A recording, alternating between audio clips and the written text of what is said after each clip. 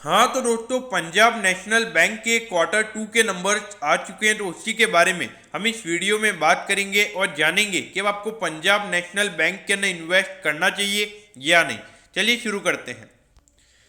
तो देखिए, अगर हम सबसे पहले सिक्वेंशियल बेसिस यानी कि पिछले क्वार्टर के बेसिस में अगर हम नेट प्रॉफिट की बात करें तो 8% से यहाँ पे बैंक का नेट प्रॉफिट बढ़कर 1105 करोड़ का यहाँ पे बैंक का टोटल नेट प्रॉफिट इस क्वार्टर में आया है। तो क्वार्टरली बेसिस पे थोड़ा डिसअपॉइंटमेंट है, लेकिन अगर हम ईयर ऑन ईयर बेसिस की बात करें तो यहाँ पे 78% से बैंक की टोटल प्रॉफिटेबिलिटी बढ़कर 1105 करोड़ का यहाँ पे बैंक का टोटल नेट प्रॉफिट आया है। तो देखिए, पर्टिकुलरली ये जो क्वार्टर है ये पंजाब नेशनल बैंक के लिए बढ़िया रहा है। अगर हम ग्रॉस एनपीए के नंबर्स की बात करें तो ये नंबर आया है 13.63% पे, जबकि पिछले क्वार्टर में ये नंबर था 14.33% पे।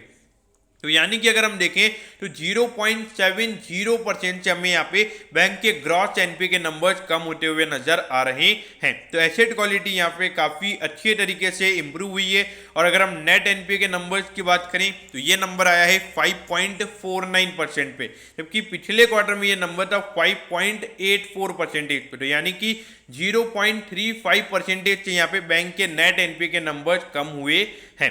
तो देखिए, एसेट क्वालिटी यहाँ पे काफ़ी अच्छे से तरीके से इंप्रूव हुई है। और जो बैंक के प्रोविजनिंग के नंबर है वो भी पिछले क्वार्टर के बेसिस में 34% कम यहाँ पे बैंक ने प्रोविजनिंग की है। और जो टोटल प्रोविजनिंग का नंबर आया है ये 3261 करोड़।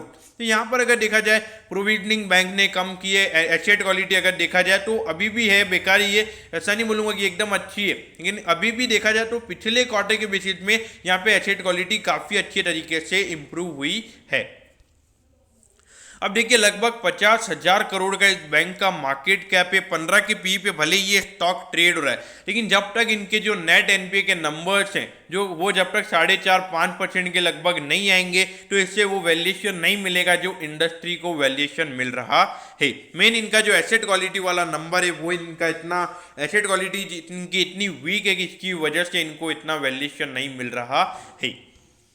अब देखिए, पहले यहाँ पे जो नीरव मोदी वाला केस वगैरह हुआ था वहाँ पे इतना लॉस वगैरह हुआ था, लेकिन पिछला फाइनेंशियल ईयर बैंक के लिए काफ़ी अच्छा रहा है। और अभी ईयर ऑन ईयर बेसिस पे बैंक ने अच्छी ग्रोथ दिखाना चालू कर दी है। तो यहाँ पे बैंक के पास अगर देखा जाए तो बहुत अच्छा डिपॉजिट ग्रोथ बैंक के पास अवेलेबल है, इतने सारे कस्टमर्स उनके पास अवेलेबल है। एक अच्छी अगर रिटेल लोन बुक अगर बैंक की बढ़ती है तो यहाँ पे अच्छे तरीके से ये बैंक की प्रॉफिटेबिलिटी आने वाले टाइम पे बढ़ सकती है।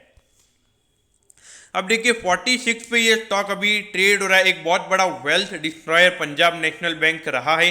लेकिन देखिए, मेरे ख्याल से दोस्तों ये जो नंबर्स यहाँ पर आए हैं ये थोड़े डिसअपॉइंट मार्केट को भले ही कर सकते हैं, लेकिन देखिए जो आईआरबी एक्ट जो गवर्नमेंट ने लॉन्च किया है जिसकी वजह से जो इन बैंक ने जो टाइट मतलब टोटल 100% जिनको बैड लोन मान लिया और जिसके अगेन पूरी प्रोविजनिंग इन बैंक ने कर दी है, तो वहाँ से उन जो कंपनीज है तो उनसे अगर 10 से 20% का पैसा अगर इन बैंक को मिलेगा जिनको इन्होंने बैड लोन मान लिया, तो वहाँ पर इनके लिए कितनी बढ़िया रिकवरी होगी।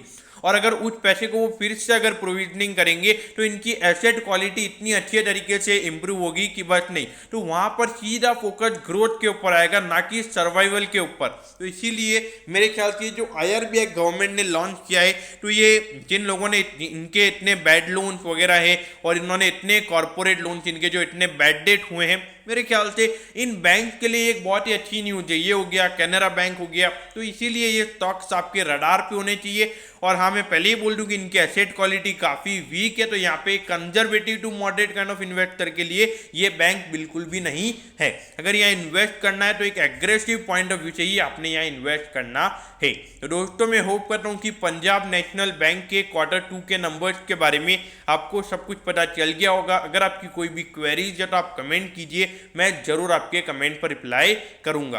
ओके दोस्तों, thank you, have a nice day.